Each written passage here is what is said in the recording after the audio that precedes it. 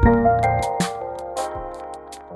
Supreme Court ruling on Native American adoptions, a deadly tornado in Texas, and why your next concert ticket might not have any hidden fees.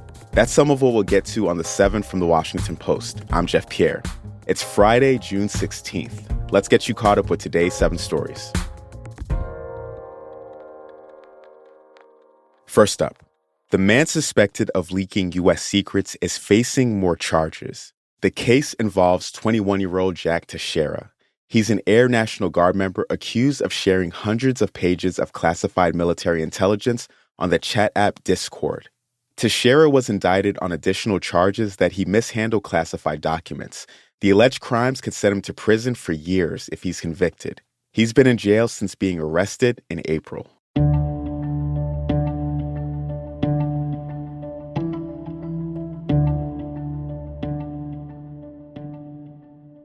Number 2, the Supreme Court has ruled in favor of a landmark Native American law.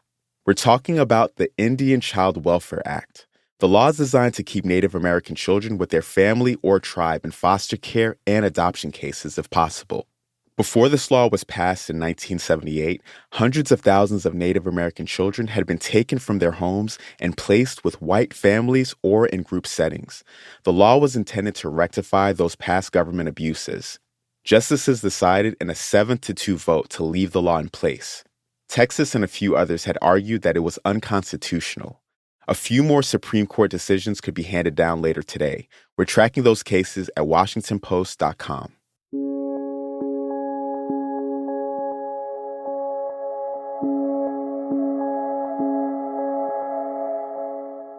Number 3, a devastating tornado killed at least 3 people in Texas yesterday.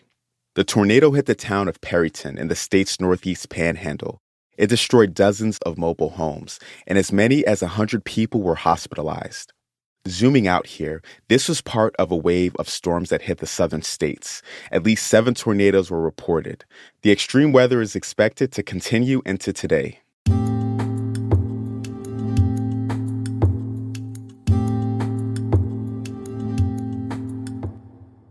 The U.S. is moving forward with a fall coronavirus booster shot.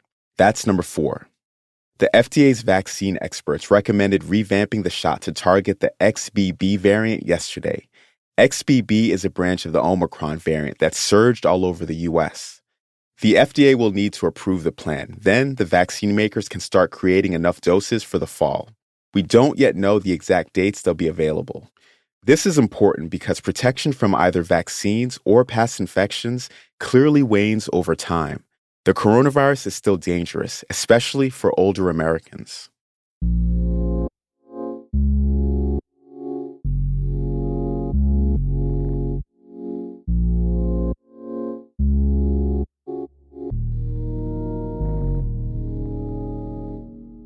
Number 5.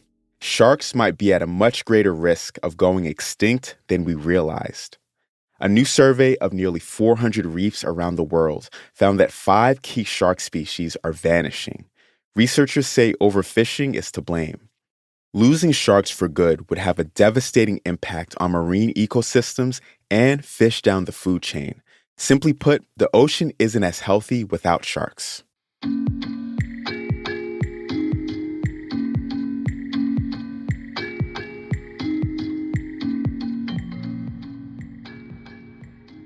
Number 6, sensors could help catch wildfires before they spread.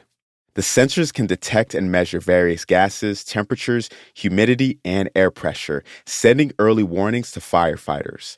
Oakland, California is testing 10 of them starting this month. Wildfires are expected to become more frequent and intense because of climate change, and sensors could help spot them, particularly in remote areas before they get too large.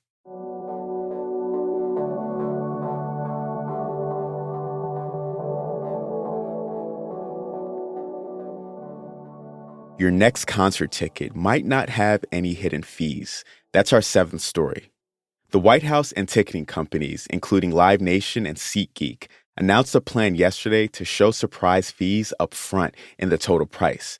But be careful. The plan may not cover every sale on Ticketmaster, which is run by the same company as Live Nation, so always check for annoying extra costs.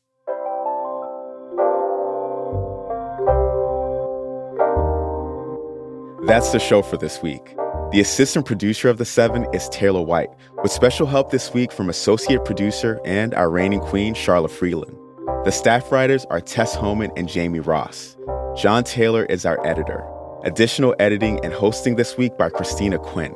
Copy editing is by Francis Moody and Melissa No. Mixing and sound design is by Jim Briggs and Justin Garish. Our theme music is by Edith Mudge. I'm Jeff Pierre. Thanks for listening. Have a great weekend. We're taking Monday off for the Juneteenth holiday, so I'll meet you back here on Tuesday.